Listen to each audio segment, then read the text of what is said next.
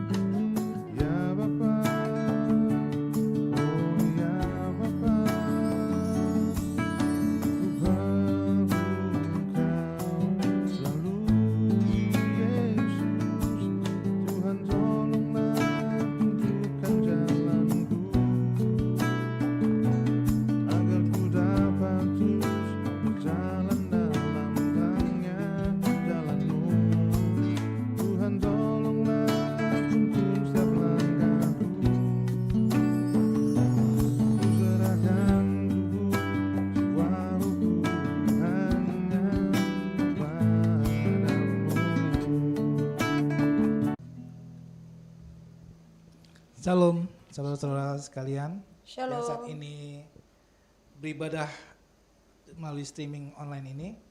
Kami mengucapkan selamat datang dan selamat beribadah. Untuk memulai ibadah kita kali ini, mari kita bersatu di dalam doa. Bapa yang Maha Kudus, di dalam Yesus Kristus Tuhan, kami kembali datang kepadamu Bapa untuk memuji, menyembah, dan memuliakan nama-Mu. Terpujilah nama Bapa Tuhan segala alam, Engkau yang menciptakan langit dan bumi dan segala isinya. Kami menyerahkan hidup kami ini Tuhan ke dalam tangan-Mu. Kami berdoa bagi jemaat-Mu di sini Tuhan saat ini. Dimanapun mereka berada, Bapak kiranya berkati Tuhan. Berkati kesehatan, berkati ekonomi, berkati keluarga. Juga kami terutama berdoa bagi saudara kami, Bapak Emilio, Bapak kiranya berkati Tuhan, sembuhkan dia dari segala sakit penyakitnya. Berkati ekonomi dan keluarganya Tuhan. Bapak, kami berdoa bagi seluruh Indonesia ini Tuhan, dari Sabang sampai Merauke, dimanapun mereka berada, saudara-saudara kami, kiranya Bapak berkati Tuhan, Bapak jaga kesehatan, beri kekuatan, beri hikmat dan kebijaksanaan. Bapak, kami berdoa untuk pemerintahan kami saat ini Tuhan, Bapak Jokowi dan seluruh jajarannya, Bapak berkati Tuhan, beri hikmat dan kebijaksanaan dalam menjaga kami, dalam menjaga seluruh rakyat Indonesia ini Tuhan, agar dia dapat menyelesaikan semua persoalan yang saat ini terjadi di negara kami ini Tuhan. Bapak, Engkau mengetahui segala bencana alam dan segala kebakaran yang ada saat ini terjadi di negara ini Tuhan. Bapak, kami percaya segala sesuatunya ada di dalam kontrol-Mu, ada di dalam pengawasan-Mu. Kami percaya Tuhan, apa yang tidak mungkin terjadi, kami percaya Engkau mampu melakukannya. Oleh karena Engkau lah Bapa kami. Bapak, kami berdoa untuk gembala kami, Bapak Niko, dan seluruh jajaran dan stafnya. Bapak berkati Tuhan. Bapak beri hikmat dan kebijaksanaan dalam menjaga kami, memberi kekuatan kepada kami, memberi hikmat dan kebijaksanaan agar semakin berkembang seluruh umat-Mu Tuhan dimanapun mereka berada. Juga kami berdoa bagi Bapak Andi Tuhan, kiranya Bapak berkati Tuhan. Juga kami berdoa untuk gembala kami Bapak Arfi dan keluarganya. Bapak berkati Tuhan, beri hikmat dan kebijaksanaan, beri kesehatan, beri kekuatan agar mampu semakin memuliakan nama-Mu. Terpuji-pujilah nama Bapak. Ibadah kami ini kami landaskan ke dalam tangan-Mu Bapak. Kami percaya oleh karena Engkau lah kami ada saat ini. Terima kasih Bapak. Di dalam nama Tuhan Yesus Kristus kami memulai ibadah kami. Haleluya. Amin.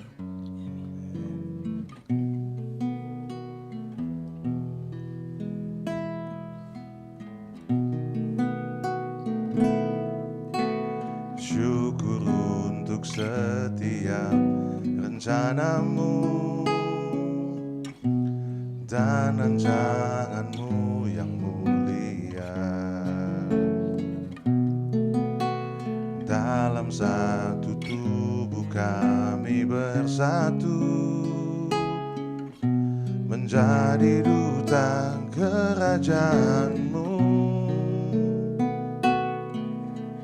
Ucapkan berkat atas Indonesia, biar kemuliaan Tuhan akan nyata Bagi bangsa ini kami berdiri dan membawa doa kami kepadamu. Sesuatu yang besar pasti terjadi dan mengubahkan negeri kami.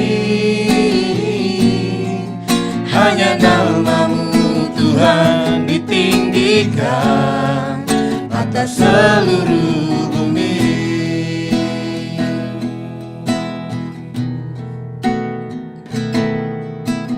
Kami rindu melihat Indonesia pulih dari semua problema, hidup dalam jalan kebenaran-Mu, pancarkan terang kemuliaan-Mu.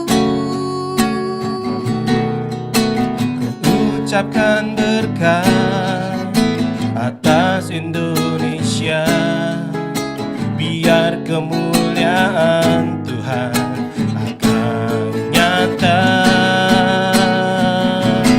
bagi bangsa ini. Kami berdiri dan membawa doa kami kepadamu. Sesuatu yang besar pasti terjadi dan mengubahkan negeri kami. Hanya namamu Tuhan ditinggikan atas seluruh bumi. Bagi bangsa ini kami berdiri dan membawa doa kami kepadamu. Sesuatu yang besar pasti terjadi dan mengubahkan negeri kami. Hanya namamu Tuhan ditinggikan atas seluruh bumi. Kami tahu hatimu ada di bangsa ini. Bagi bangsa ini kami berdiri dan membawa doa kami kepadamu. Sesuatu yang besar pasti terjadi dan mengubahkan negeri kami. Hanya namamu Tuhan ditinggikan atas seluruh bumi. Bagi bangsa ini kami berdiri dan membawa doa kami kepadamu. Sesuatu yang besar pasti terjadi dan mengubahkan negeri kami. Hanya namamu Tuhan ditinggikan atas seluruh bumi. Hanya namamu Tuhan, hanya namamu Tuhan ditinggikan atas seluruh bumi. Biarlah namamu Tuhan yang ditinggikan. Hanya namamu Tuhan ditinggikan atas seluruh bumi. Firman Tuhan berkata, bila mana aku menutup langit sehingga tidak ada hujan, dan bila mana aku menyuruh belalang memakan habis hasil bumi, dan bila mana aku melepaskan penyakit sampar di antara umatku, dan umatku yang atasnya namaku disebut merendahkan diri, berdoa dan mencari wajahku, lalu berbalik dari jalan-jalan yang jahat, maka aku akan mendengar dari sorga dan mengampuni dosa mereka serta memulihkan negeri mereka. Haleluya. Kami percaya Tuhan, ini akan terjadi atas bangsa kami Indonesia. Kau akan memulihkan Indonesia, Kau akan memberkati Indonesia.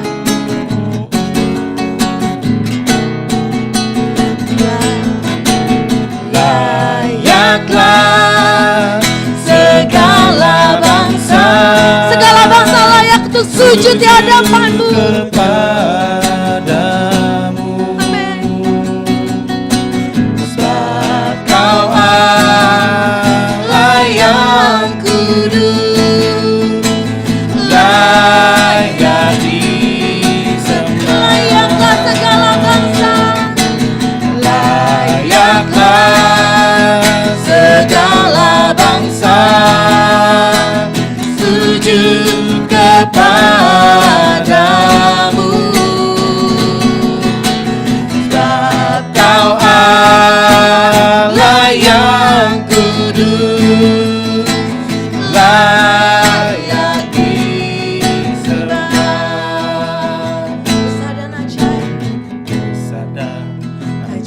ajaiblah karyamu. Adil dan benarlah jalanmu,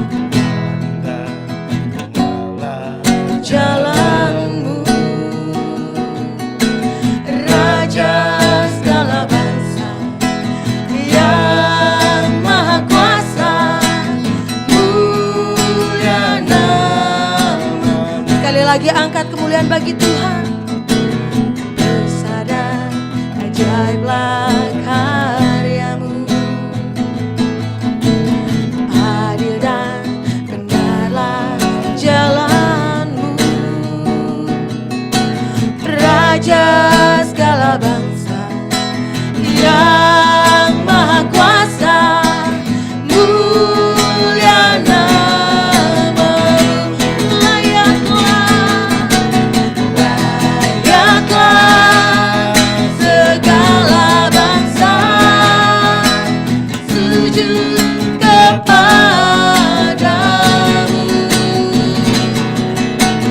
Sebab Kau Allah yang kudus,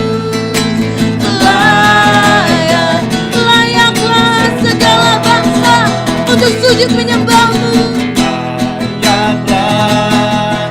Segala bangsa sujud kepadamu.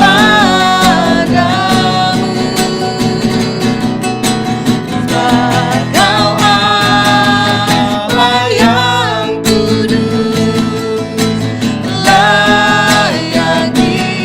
Mari saudara katakan bersama-sama sekali lagi. Layaklah segala bangsa untuk sujud kepada Raja di atas segala raja. Sujud kepadamu.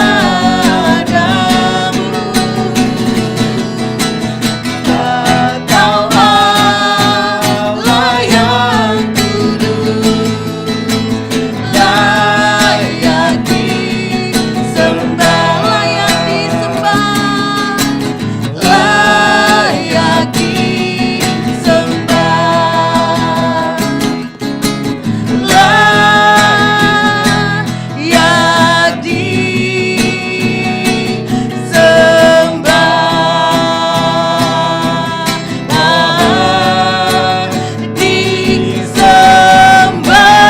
Beri kemuliaan. Haleluya, haleluya, haleluya. Layak disembah.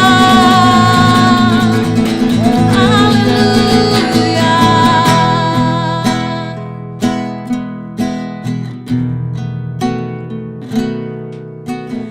Layak dipuji, disembah, Kaulah yang bertahta dulu, sekarang dan selamanya.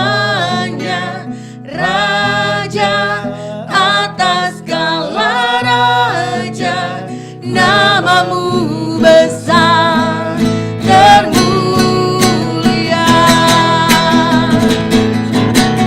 Layak dipuji, disembah, Kaulah yang bertahta dulu, sekarang dan selamanya. Raja atas segala raja, namamu besar. Sekali lagi, layak dipuji, disembah Tuhan kami. Layak dipuji, disembah, Kaulah yang bertahta dulu, sekarang dan selamanya. Raja atas segala raja, namamu besar termulia. Mari angkat tangan kita, katakan Hosana. Hosana, Hosana. Katakan Hosana. Hosana, Hosana bagi Sang Raja. Hosana, layak Kau Tuhan untuk kami puji. Dipuji, disembah,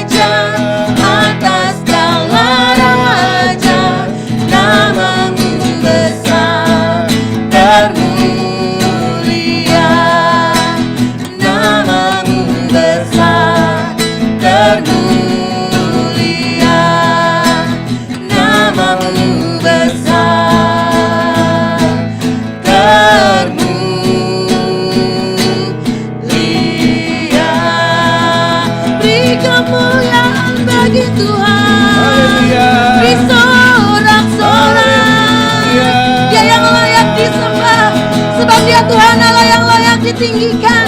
Sebab ya Tuhan Allah yang layak diagungkan. Dialah yang layak dimuliakan di sorak-sorak. Haleluya. Sungguh Kau ajaib Tuhan. Kami menyembah-Mu. Tidak ada yang seperti Engkau Tuhan. Kau yang sanggup memulihkan. Kau yang sanggup. Kau yang sanggup Tuhan. Haleluya. Haleluya. Mari sembah Dia. Mari sembah. Mari sembah.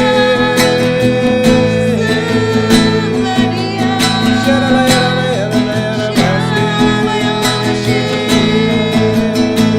Mari Bapak Ibu Saudara yang kasih dalam Tuhan. Mari kita sembah Dia. Kami menyembah-Mu,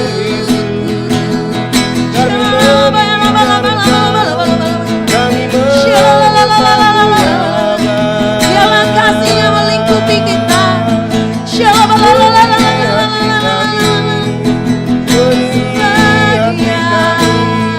dengan kasih ya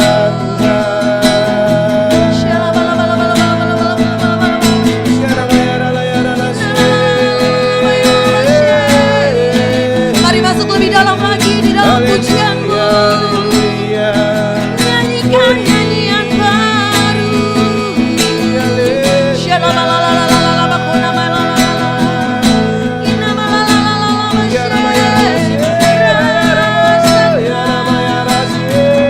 Rasakan kehadiran-Nya. Rasakan jemaat-Nya. Ya mana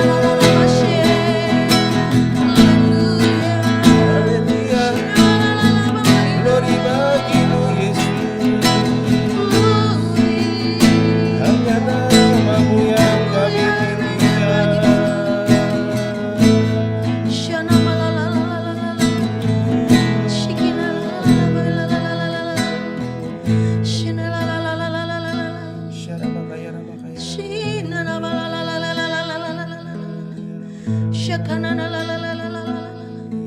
Dengan segenap hati kami Tuhan, kami mau memberi apa yang ada pada kami ya Bapa.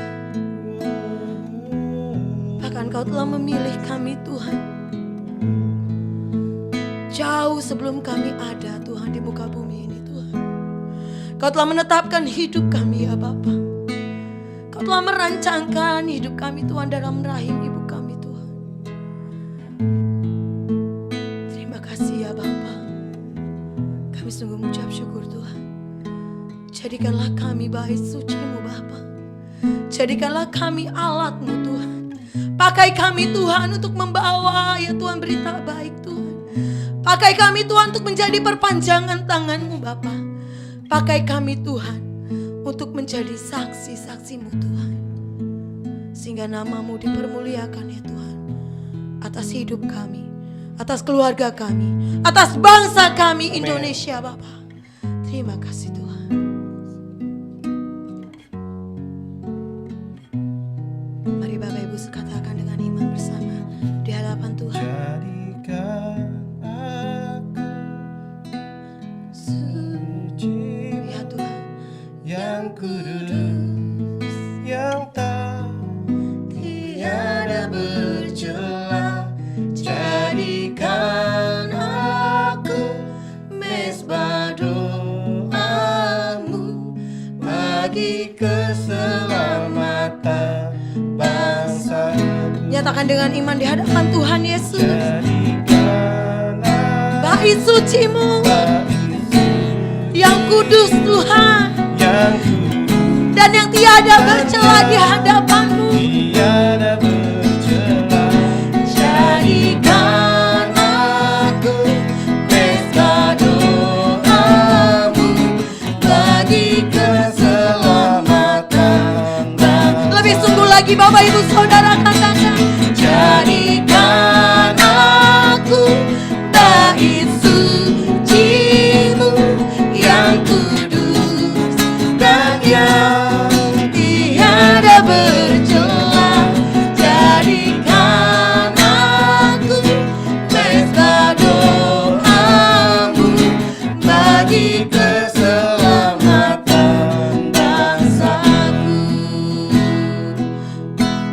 Ini pernyataan kami Tuhan.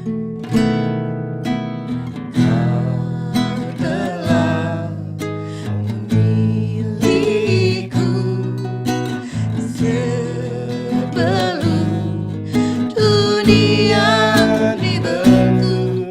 Betapa aku bersyukur padamu ya Tuhan Allahku. Kau telah memanggilku, memanggilku Sebagai alat kerajaanmu Tuhan. alat kerajaanmu. Betapa aku bersyukur padamu atas perbuatanmu. Jadikan aku Tuhan. Ini doa kami. Bait suci-Mu yang kudus dan yang tiada bercela. Jadikan aku pesta doa-Mu bagi keselamatan bangsa-Mu.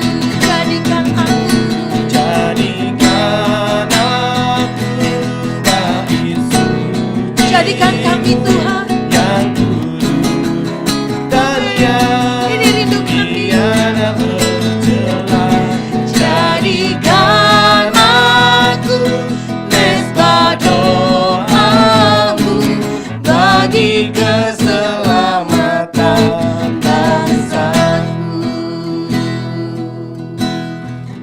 Mari Bapak Ibu Saudara, kita naikkan lagu ini lebih sungguh lagi. Telah memilihku Amin. Sebelum dunia dibentuk Tuhan, dunia. Kau telah memilih kami. Betapa Betapa kami bersyukur Tuhan. bersyukur padamu Ya atas Tuhan Allahku. Kau telah memanggilku sebagai alat kerajaanmu. Betapa aku bersyukur padamu atas perbuatanmu. jadikan aku. Jadikan aku bait suci-Mu yang kudus dan yang tiada bercela.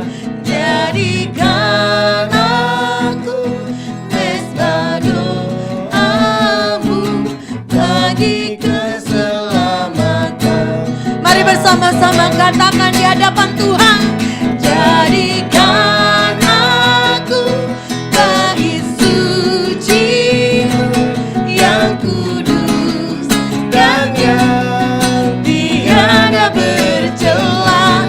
Jadikan aku mesbah doa-Mu bagi keselamatan bangsa. Jadikan aku.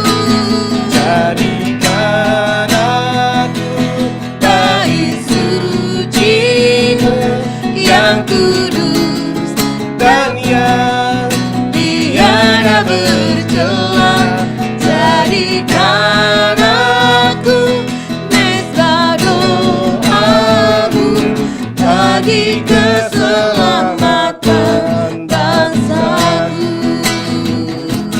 Bagi keselamatan bangsa-Ku. Bagi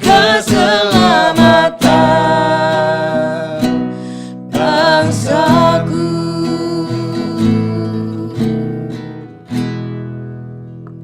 Shalom Bapak Ibu sekalian, Shalom. apa kabarnya hari ini? Saya berharap semuanya baik-baik dan sehat-sehat saja. Dalam segala sesuatu sama seperti jiwamu baik-baik saja. Amin. Mari kita berdoa untuk sebelum kita mendengarkan firman Tuhan. Bapa kami minta dalam kerajaan surga, terima kasih Tuhan buat satu hari lagi di mana kami boleh memiliki kesempatan untuk belajar Tuhan. Belajar firman-Mu untuk mengerti pribadi-Mu dan kehendak-Mu dalam kehidupan kami ya Tuhan. Terima kasih biar Kau urapi Tuhan telinga kami supaya kami bisa mendengar hanya kebenaran-Mu Tuhan. Biar Roh Kudus yang menyampaikannya dan meneguhkannya dalam diri kami. Dan urapi bibir hamba-Mu Tuhan yang menyampaikan firman-Mu. Biar bukan melalui pikiran hamba-Mu ini Tuhan, tetapi biar Roh Kudus terus yang memimpin dan mengutarakan apa yang menjadi kehendak-Mu. Amin. Hanya di dalam nama Tuhan Yesus kami berdoa mengucap syukur. Amin. Amin. Terima kasih semua yang melayani. Hari Senin yang lalu, kita merayakan Hari Kemerdekaan Indonesia yang ke-75, tanggal 17 Agustus. Nah sebelum itu, saya mau ngajak teman-teman semua dimanapun kita berada untuk teriak yuk, Merdeka! Gitu ya, sama-sama ya, yang di studio juga loh. Siap ya? Merdeka ya? 1, 2, 3, Merdeka! Gak disangka sebenarnya sudah 75 tahun Indonesia merdeka. Apa yang telah diperjuangkan oleh para pahlawan untuk kemerdekaan Indonesia, semoga gak ada yang sia-sia. Yang lagi dengerin khotbah ini atau sharing firman ini, ya saya yakin sebenarnya gak ada yang ikut berjuang dalam kemerdekaan 75 tahun yang lalu. Rasanya lahir saja mungkin belum saat Indonesia mencetuskan kemerdekaan pada tanggal 17 Agustus 1945 yang lalu. Orang tua saya saja sebenarnya juga belum lahir pada saat Indonesia merdeka. Jadi kita-kita ini lahir saat Indonesia sudah merdeka. Sekali lagi kita tidak ikut berjuang, tidak ikut berperang. Namun dalam pikiran saya itu timbul sebuah pertanyaan. Apakah kita semua ini menghargai kemerdekaan ini? Coba direnungkan ya, direnungkan sejenak. Apa kita menghargai kemerdekaan ini? Bagaimana cara kita menghargai kemerdekaan? Bagaimana cara kita menghargai perjuangan para pahlawan yang rela berkorban untuk kemerdekaan Indonesia? Kalau buat saya, kemerdekaan Indonesia ini adalah sebuah anugerah, sesuatu yang tidak perlu kita perjuangkan. Saat saya lahir, Indonesia sudah merdeka. Tidak ada hal yang dapat saya lakukan untuk menambah kemerdekaan Indonesia. Indonesia sudah merdeka, titik, selesai, sudah merdeka, sudah selesai. Sekarang, yang kita bisa lakukan hanya mempertahankan kemerdekaan Indonesia itu sendiri. Nah, bagaimana caranya kita mempertahankan kemerdekaan Indonesia? Ada banyak cara sih. Salah satu caranya adalah dengan menjunjung tinggi nilai-nilai yang para pendiri bangsa ini telah bangun, seperti Pancasila, Bhinneka Tunggal Ika, Undang-Undang 1945. Atau mungkin yang lebih sederhana, kita nih sebagai warga negara yang baik berkewajiban untuk mengikuti setiap aturan perundangan yang diterbitkan oleh pemerintah. Misalnya sejak ada pandemi COVID ini, pemerintah itu meminta semua warganya untuk pakai masker. Jadi kita sebagai warga negara yang taat kepada pemerintah, setiap kita pergi keluar, jangan lupa pakai masker. Mungkin ada pertanyaan, tapi kan nggak semua yang pemerintah putuskan itu baik untuk semua orang. Iya, memang betul sih. Karena nggak gampang membuat sebuah keputusan yang menyenangkan semua orang. Kalau ada yang tidak sesuai dengan kita boleh kok protes ke pemerintah, tapi sesuai dengan peraturan perundangan yang sudah disiapkan. Menggugat pemerintah ke pengadilan, misalnya, itu bisa. Dan sudah ada aturannya. Tapi jangan kita mau seenaknya sendiri. Misalnya, peraturan pakai masker, menurut kita itu salah. Misalkan ya salah, dan tidak sesuai. Kemudian kita seenaknya nggak pakai masker, kemana-mana nggak mau pakai masker, nggak peduli gitu. Dengan alasan itu, Dengan alasan maksudnya itu kan hak asasi kita sebagai manusia, kalau mau pakai masker ya udah dong gitu. Tetapi menurut saya itu salah. Hak asasi itu bukan artinya hak saya. Tapi saya nggak peduli dengan hak orang lain. Ya itu salah. Kita boleh menuntut hak kita sebenarnya tanpa merugikan hak orang lain juga. Yang namanya merdeka itu bukan berarti bebasnya. Semaunya sendiri, wah merdeka, bebas, mau ngapain aja. Nggak pakai aturan, nggak peduli sama orang. Ya nggak begitu sebenarnya. Merdeka itu menurut saya artinya kebebasan yang dibatasi oleh peraturan dan perundangan. Karena setiap dari kita itu memiliki hak dan kewajiban. Jadi kalau kita sebagai warga negara harus menghargai anugerah kemerdekaan yang sudah diraih oleh para pahlawan bangsa, masa kita sebagai orang-orang yang percaya tidak menghargai anugerah kemerdekaan yang diberikan oleh Allah Bapa di surga. Seperti yang saya sampaikan di 2 minggu lalu kira-kira, bahwa keselamatan itu adalah anugerah dari Allah. Tidak ada satupun hal yang dapat kita lakukan untuk menambahkan pada keselamatan kita. Tidak ada. Keselamatan itu bukan karena tindakan kita. Keselamatan tidak tergantung dengan apa yang kita lakukan. Keselamatan adalah gratis. Keselamatan itu adalah anugerah dari Allah yang memerdekakan kita dari dosa dan dari maut. Tapi menurut saya, seperti halnya kita harus menghargai kemerdekaan kita, menghargai kemerdekaan negara Indonesia, demikian juga sebenarnya kita harus menghargai kemerdekaan yang Allah berikan kepada hidup kita. Di kitab Yohanes itu ada tertulis, "Jikalau kamu tetap dalam firman-Ku, kamu benar-benar adalah murid-Ku, dan kamu akan mengetahui kebenaran, dan kebenaran itu akan memerdekakan kamu." Jadi kita merdeka ini bukan kata orang. Kita merdeka bukan kata dosen teologi. Kita merdeka bukan kata saya. Kita merdeka bukan kata pendeta. Tetapi kita merdeka karena kata firman Tuhan.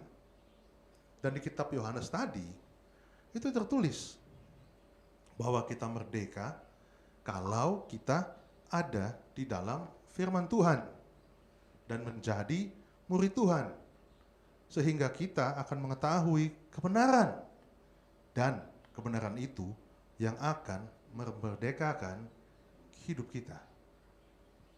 Perhatikan, merdeka itu bukan berarti bebas sebebas-bebasnya. Gak ada aturan, seenak jidat gitu, bukan. Tetapi ada suatu aturan yang mengatur dan mengikat. Dalam hal ini, kemerdekaan hidup kita ini terikat dengan yang namanya firman Tuhan. Jadi kalau ada pendeta atau gereja yang mengajarkan kita sudah jadi orang merdeka, kita bisa hidup semaunya, perbuatan kita yang dulu, yang sekarang, dan yang akan datang, semua sudah diampuni, percayalah Bapak dan Ibu semua, mereka itu sebenarnya salah. Karena hidup kita sekali lagi terikat dengan yang namanya firman Tuhan. Sekarang siapkan Alkitab Bapak dan Ibu semua. Saya mau mengajak membaca 1 Petrus 2 ayat 13 sampai 25. Siapkan Alkitabnya atau handphonenya. Pembacaan firman Tuhan itu diambil dari 1 Petrus 2 ayat 13 sampai 25. Sudah siap? 1 Petrus 2 ayat 13 sampai 25. Perikopnya menurut Alkitab terjemahan KJV, King James Version, itu tertulis submission to authority. Itu ya artinya adalah tunduk atau patuh atau pasrah kepada otoritas. Saya ulang ya, menurut King James Version, submission to authority. Saya bacakan. 1 Petrus 2 ayat 13.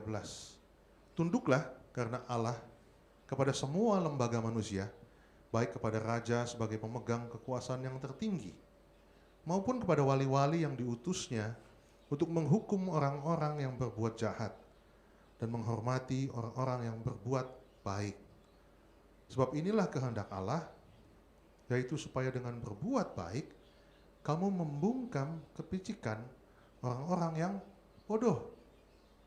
Hiduplah sebagai orang merdeka, dan bukan seperti mereka yang menyalahgunakan kemerdekaan itu untuk menyelubungi kejahatan-kejahatan mereka. Tetapi hiduplah sebagai hamba Allah. Hormatilah semua orang, kasihilah saudara-saudaramu, takutlah akan Allah, hormatilah raja. Hai kamu hamba-hamba, tunduklah dengan penuh ketakutan kepada Tuanmu, bukan saja kepada yang baik dan ramah, tetapi juga kepada yang bengis. Sebab adalah kasih karunia jika seorang karena sadar akan kehendak Allah menanggung penderitaan yang tidak harus ia tanggung. Sebab dapatkah disebut pujian jika kamu menderita pukulan karena kamu berbuat dosa, tetapi jika kamu berbuat baik dan karena itu kamu harus menderita, maka itu adalah kasih karunia kepada Allah. Ayat 21, sebab untuk itulah kamu dipanggil, karena Kristus pun telah menderita untuk kamu dan telah meninggalkan teladan bagimu, supaya kamu mengikuti jejaknya. Ia tidak berbuat dosa, dan tipu tidak akan ada dalam mulutnya. Ketika ia dicaci maki, ia tidak membalas dengan mencaci maki.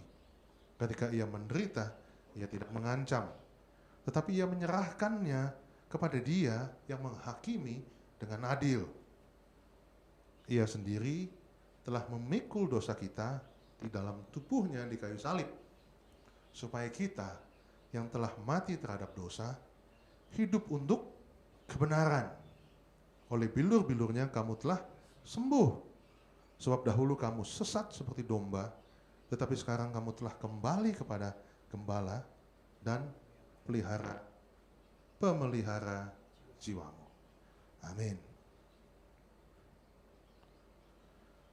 Pembagian Alkitab di terjemahan baru ini, jadi kalau kita lihat di Alkitab terjemahan baru, ini memang agak sedikit berbeda dengan terjemahan versi bahasa Inggris gitu ya. Contohnya di tadi yang kita sudah baca KJV ataupun NIV. Jadi perikopnya itu beda pemenggalan-pemenggalannya. Kalau di KJV perikopnya tertulis tunduk kepada otoritas. Sedangkan versi NIV-nya tertulis tunduk kepada penguasa dan tuan. Itu perikopnya. Jadi hal yang pertama yang dapat kita pelajari dari ayat pertama perikop tersebut adalah bahwa Tuhan menginginkan kita untuk tunduk kepada pemimpin lembaga manusia. Dan dalam sharing firman kali ini yang saya maksud adalah pemerintah. Kita tunduk bukan karena kita takut atau kita senang dengan pemerintahan yang ada.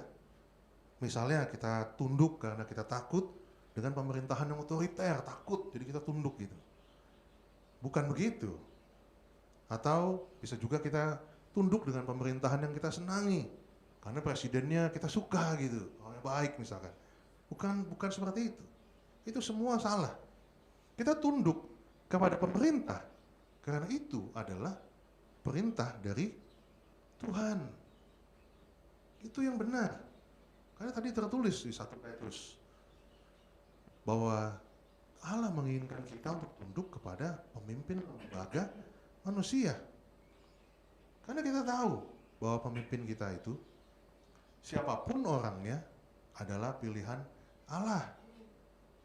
Jadi baik itu presiden kita, baik gubernur, baik bupati, wali kota, semuanya sebenarnya adalah pilihan dari Allah sendiri. Kalau kita merasa bahwa pemimpin kita itu salah, bukan orang yang tepat, jangan kita protes kepada si pemimpin sebenarnya. Seharusnya kita protes kepada Tuhan yang sudah memilih mereka. Protes sama Tuhan. Kenapa pemimpin kita gitu? Cuman pertanyaannya, berani nggak sih protes sama Tuhan? Waduh, ya kalau kita boleh menaikkan doa dan permohonan sih, mungkin boleh-boleh aja gitu ya. Tapi kalau protes sama Tuhan, saya takut sih kayaknya. Jadi bagaimana kita tahu bahwa pemerintah itu memang pilihan Allah dan bukan kebetulan? Kita bisa baca di ayat berikutnya, yaitu bahwa Allah memakai pemerintah dan penguasa untuk menghukum yang jahat dan menghormati yang baik. Jadi Allah menggunakan para pemimpin-pemimpin di pemerintahan untuk menjadi hakim bagi umat Tuhan.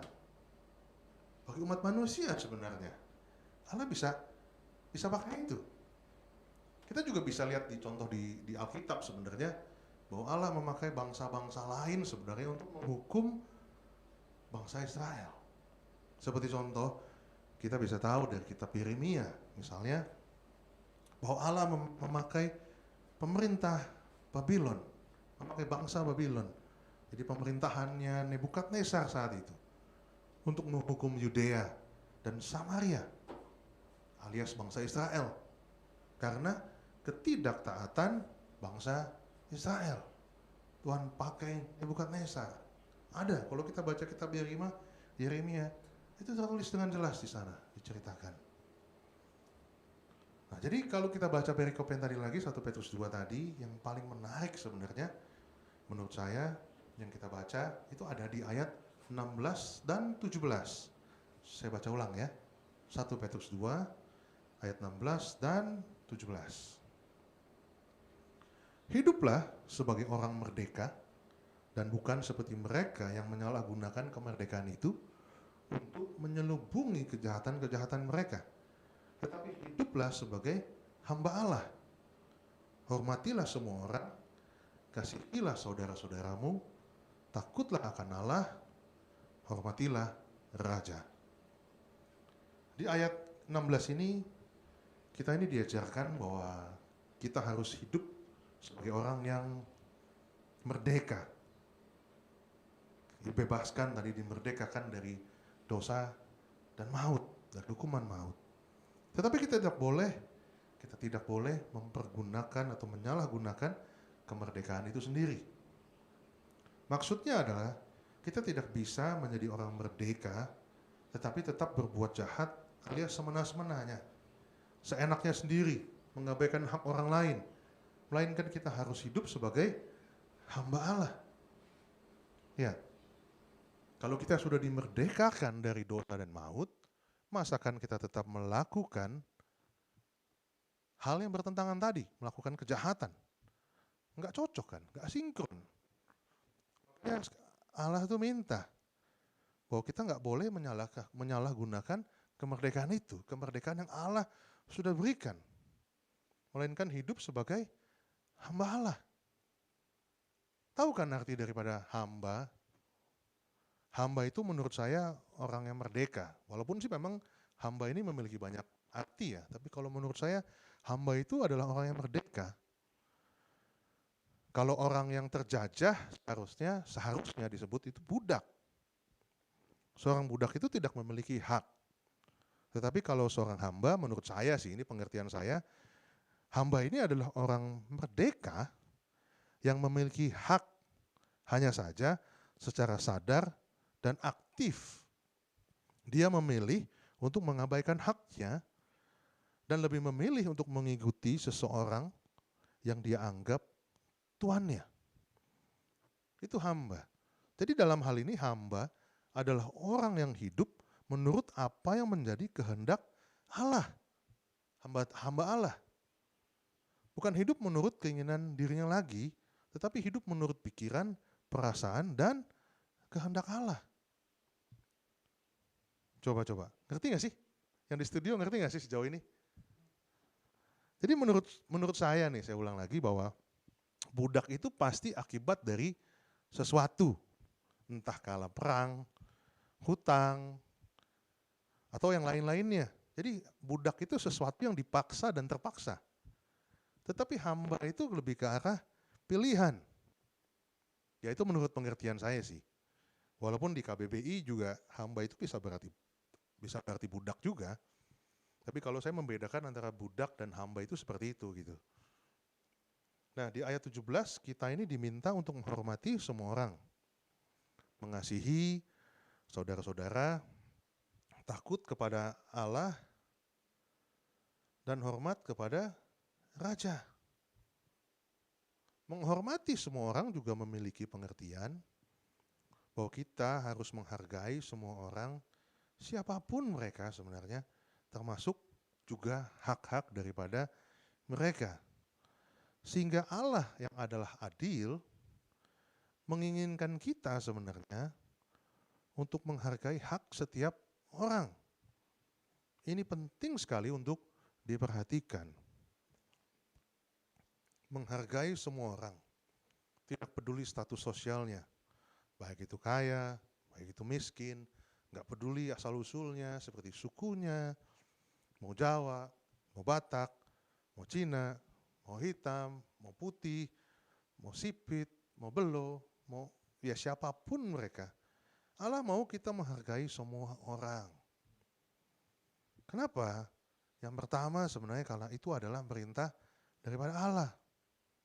Dan yang kedua sebenarnya mereka itu adalah ciptaan Allah yang segambar dan serupa dengan Allah. Jadi siapapun mereka, semua manusia itu adalah ciptaan Allah yang segambar dan serupa dengan Allah sendiri. Jadi kalau misalnya kita membenci orang yang berkulit hitam itu, kita nggak senang orang yang kulitnya gelap-gelap gitu. Apa mungkin artinya kita membenci ciptaan tetapi menghormati penciptanya? Atau misalkan kita nggak suka, kita benci yang kulitnya kuning dan matanya sipit gitu. Apa mungkin kita membenci mereka ciptaan tetapi kita menghormati penciptanya? Saya rasa nggak mungkin. Kalau kita mengasihi Allah, kita sudah pasti menghormati Allah.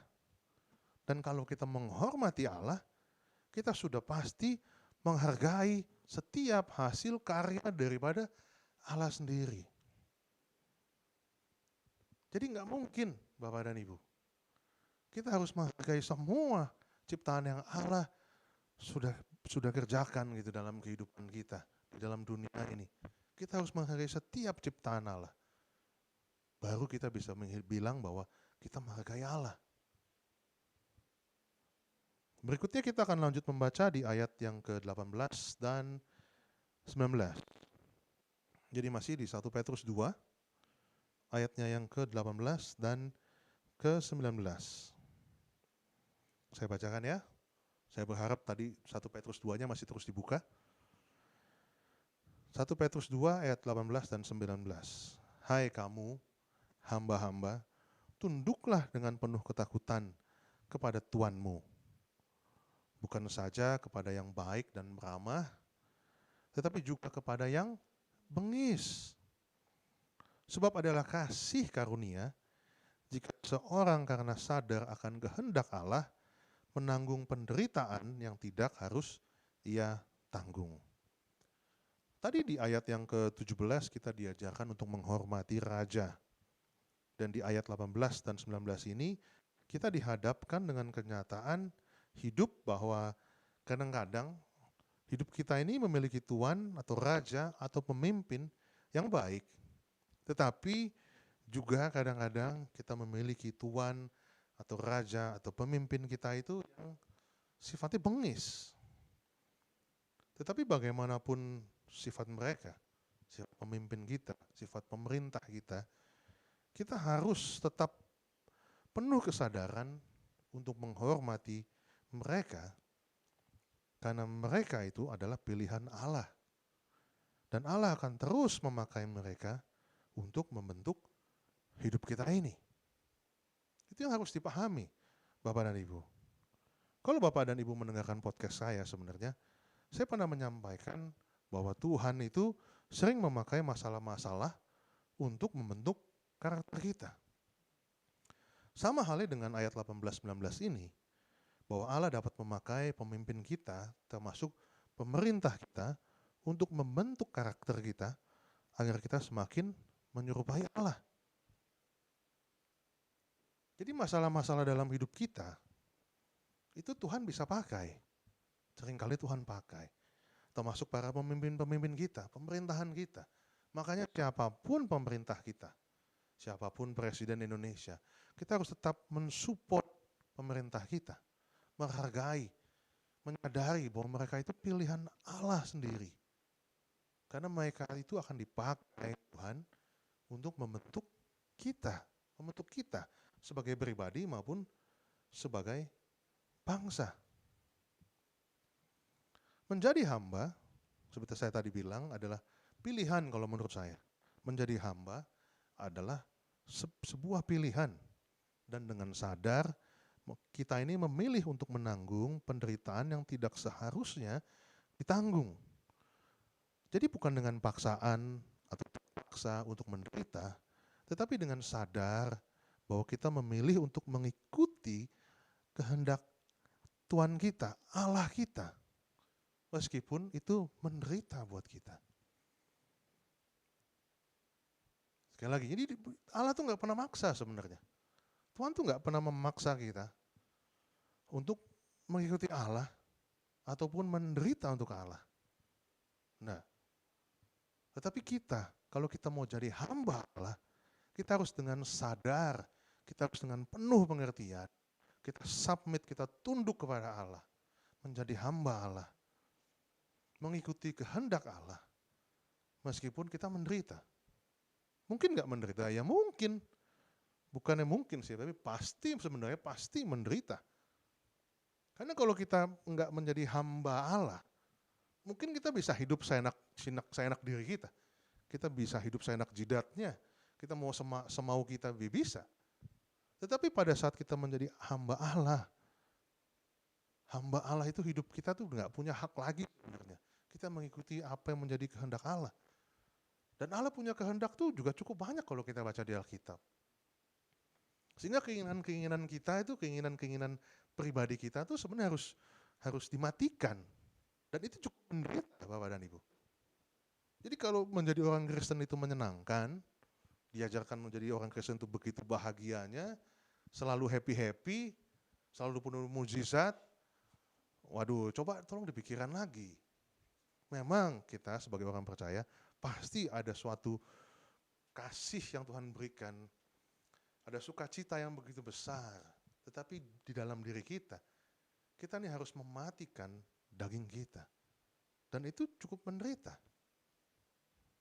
Sampai di sini bisa dimengertikah Bapak dan Ibu?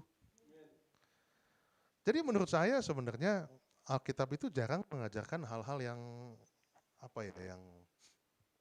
yang nggak napak gitu ya. Saya susah jelasin ya nih, hal-hal yang begitu tinggi gitu ya. Alkitab tuh ngajarin ada sih, yang saya pun juga belum mengerti. Tetapi hal-hal yang tidak terpahami oleh pikiran itu sebenarnya jarang ada kalau menurut saya.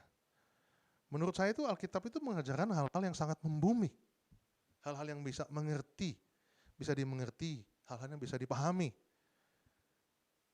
Karena kalau Tuhan itu kasih petunjuk yang kita nggak paham, gimana kita mau melaksanakannya? Kalau kita bilang, oh kita nggak memahami Allah, mungkin. Karena Allah begitu besar. Dia begitu luar biasa yang mungkin terselami pemikiran Allah. Saya mengerti itu. Tapi perintah dan petunjuk Allah itu semua membumi dan bisa dimengerti, bisa dipahami. Bisa dilaksanakan? Seharusnya bisa. Tetapi melaksanakan apa yang menjadi kehendak Allah itu membutuhkan usaha, membutuhkan kerja keras, sebenarnya membutuhkan air mata dan doa yang gak pernah berhenti. Karena sekali lagi gak gampang sebenarnya untuk menjadi hamba Allah.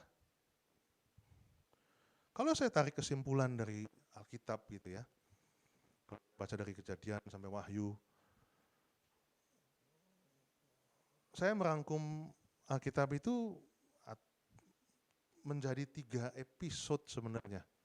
3 fase kehidupan orang percaya. Yang pertama itu sebenarnya adalah kita percaya bahwa Allah itu hidup. Itu fase yang pertama.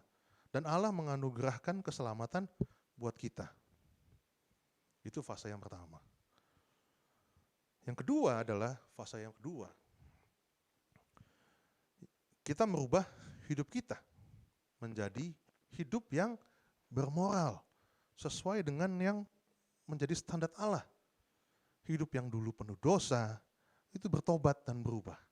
Menjadi hidup yang baik, hidup yang bermoral. Itu fase kedua.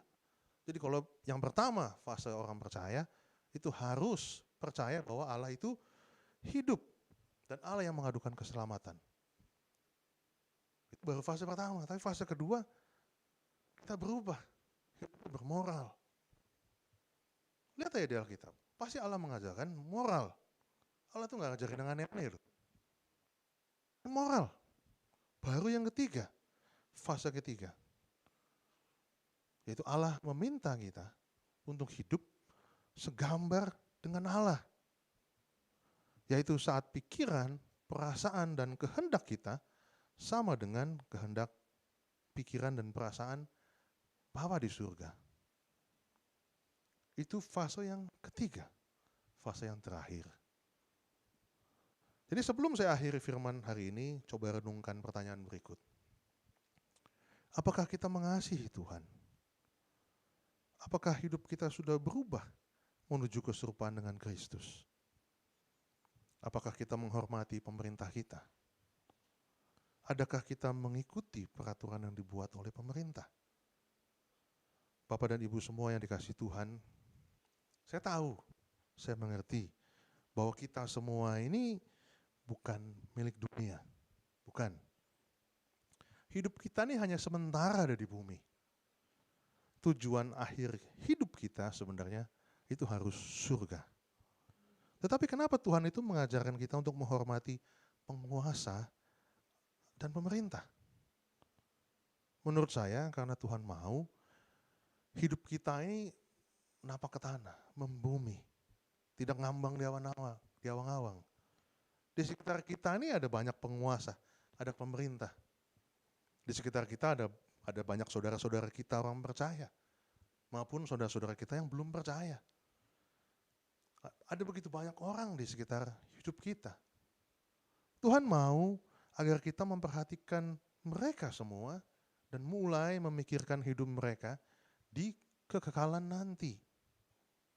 Kehidupan kita ini harus menjadi saksi dan contoh bagi orang-orang yang belum percaya. Menghormati pemerintah merupakan kehendak Allah dalam kehidupan kita. Nah, selain itu, Bapak dan Ibu, apakah mungkin,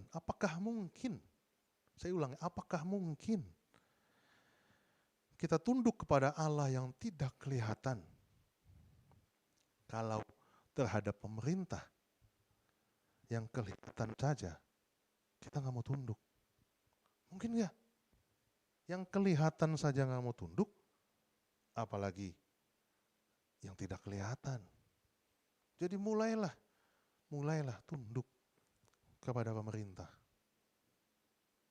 Karena Allah itu sendiri. Tunduk kepada pemerintah dan ikuti setiap ketetapan yang telah dibuat oleh pemerintah. Dan lakukan itu semua karena memang itulah yang menjadi kehendak Allah. Kemerdekaan Indonesia maupun kemerdekaan kita dari dosa dan maut adalah anugerah dari Tuhan. Yang perlu kita lakukan saat ini adalah menghargai anugerah tersebut dengan jalan tunduk kepada yang diperintahkan dan juga berdoa bagi kota dan negara di mana kita berada. Demikian firman Tuhan. Sekali lagi kita katakan merdeka. Merdeka. Yuk mari kita tundukkan kepala dan kita berdoa. Bapa di surga, terima kasih. Kalau pada hari ini kami boleh belajar untuk tunduk kepada pemerintah. karena Engkau yang menginginkannya demikian. Mampukan kami ya Bapa, agar kami dapat menjadi warga negara Indonesia yang baik, sementara kami masih hidup di dunia ini. Dan kami tahu Bapa, bahwa apabila saatnya tiba, kami juga akan menjadi warga negara kerajaan surga yang taat. Berkati di mana kota di mana kami tinggal, Jakarta, Bekasi, juga negara kami Indonesia. Kami tahu negara ini ada dalam rencana-Mu untuk penuaian akhir zaman ya Tuhan. Kemudian mari angkat tangan-Mu semua Bapak dan Ibu, untuk menerima berkat daripada Tuhan. Kasih karunia yang berlimpah-limpah dari Allah Bapa di surga, di dalam anaknya yang tunggal Tuhan Yesus Kristus, dan persekutuan yang manis dengan Roh Kudus, menyertai saudara-saudara semua mulai saat ini, sampai Tuhan Yesus menjemput kita di awan-awan yang permai, dan sampai selama-lamanya. Amin.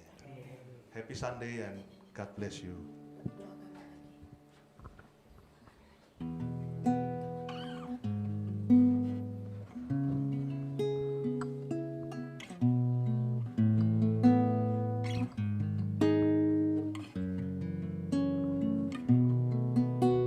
Syukur untuk setiap rencana-Mu dan rancangan-Mu yang mulia. Dalam satu tubuh kami bersatu, menjadi duta kerajaan-Mu.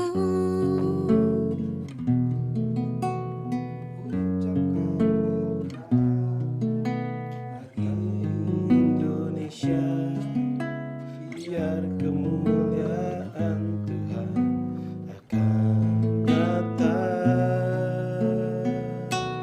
Bagi bangsa ini kami berdiri dan membawa doa kami kepadamu. Sesuatu yang besar pasti terjadi dan mengubahkan negeri kami. Hanya nama-Mu Tuhan ditinggikan atas seluruh bumi.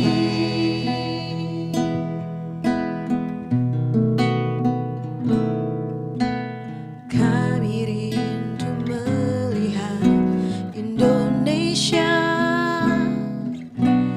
pulih dari semua problema, hidup dalam jalan kebenaran-Mu, pancarkan terang kemuliaan-Mu. Ku ucapkan berkat atas Indonesia, biar kemuliaan Tuhan akan nyata. Bagi bangsa ini kami berdiri dan membawa doa kami kepadamu. Sesuatu yang besar pasti terjadi dan mengubahkan negeri kami. Hanya nama-Mu Tuhan ditinggikan atas seluruh bumi. Bagi bangsa ini kami berdiri dan membawa doa kami kepadamu. Sesuatu yang besar pasti terjadi dan mengubahkan negeri kami. Hanya nama-Mu Tuhan ditinggikan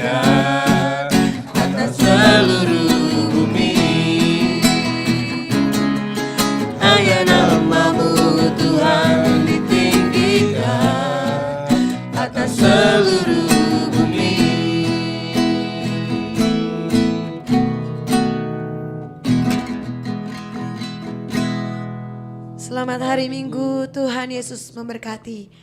Merdeka! Merdeka.